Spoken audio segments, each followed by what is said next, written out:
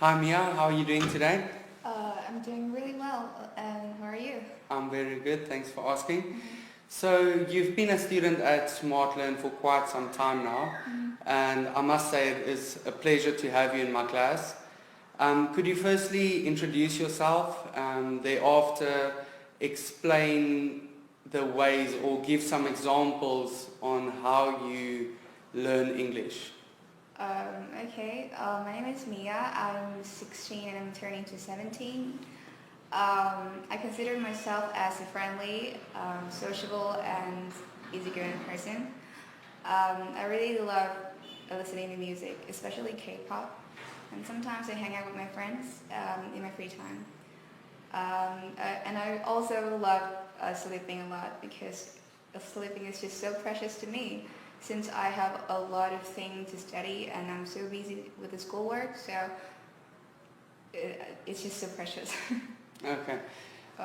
And my ways of learning English is that the first method is shadowing, which means you watch the films or you listen to the music and you just repeat them, and then you will know how to use the intonation or you will speak more naturally and use English more effectively. Secondly, I, I mean, I practice a lot by doing as many exercises as I can. So I think that's the reason why I have this qualification.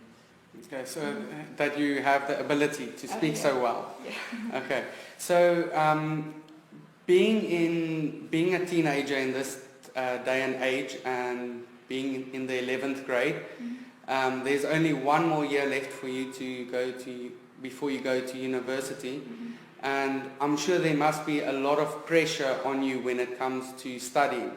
So how do you deal with these kind of pressures? Um, I think pressure is a part of life. It's if a person's life doesn't have pressure, then they cannot be success. But it's really important how to cope with it. If you cannot get over it, and then you will you cannot achieve your goals. So it's really important. So I cope with the pressure by using my creativity to learn, which means I don't spend too much time learning. I will find new ways to learn, then which is different from my friends. And also as I already mentioned before, I'm really into music, so I listen to music as a recreational activity, so it's just helpful a lot. Okay.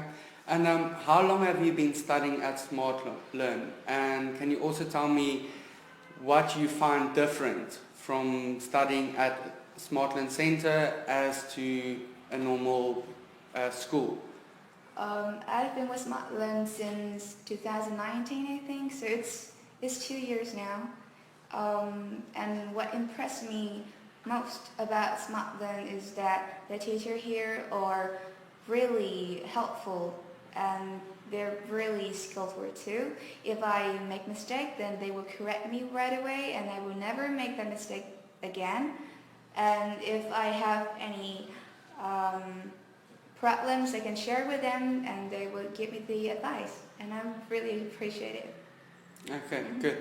And can you tell me the difficulties that you've seen other students encounter while learning English?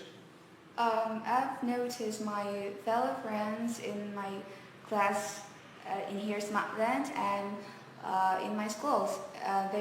They really struggle with the pronunciation and the intonation. I mean, their sentences are just so advanced and it's just so boring for real.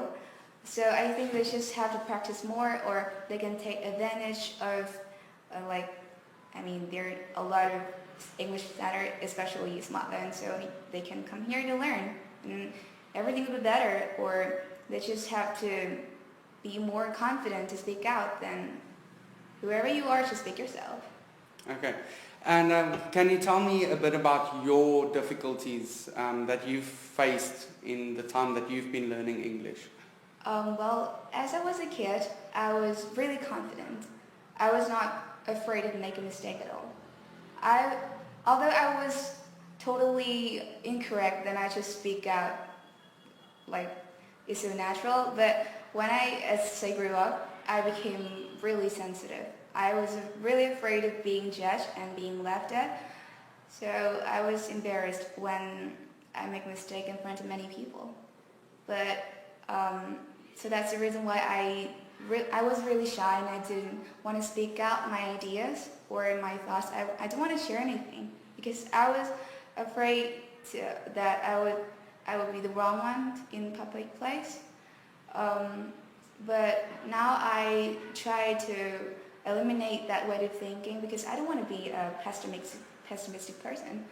I'm more optimistic now, but sometimes I'm just so shy to speak out. I think not only being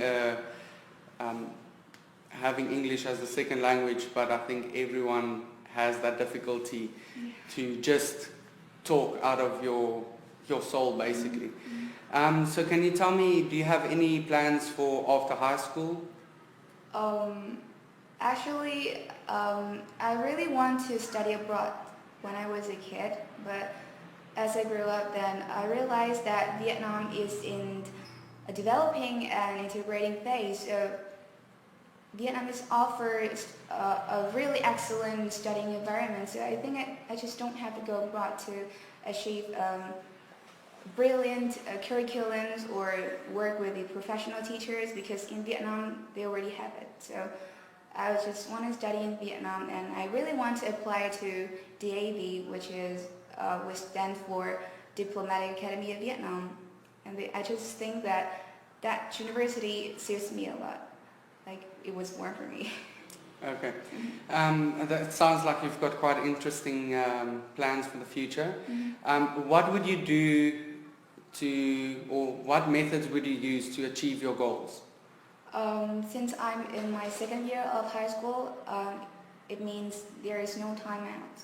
So I would just focus more on my three main subjects, which are literature, math, and English. So I would put more effort and dedication and motivation in those subjects so I can get a really great score to apply in my dream school. Okay, good. And what do you think is the most important aspect on achieving a goal?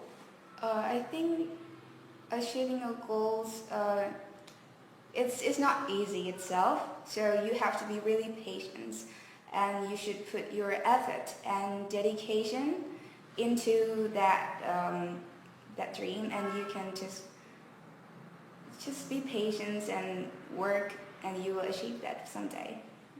Okay, that's good.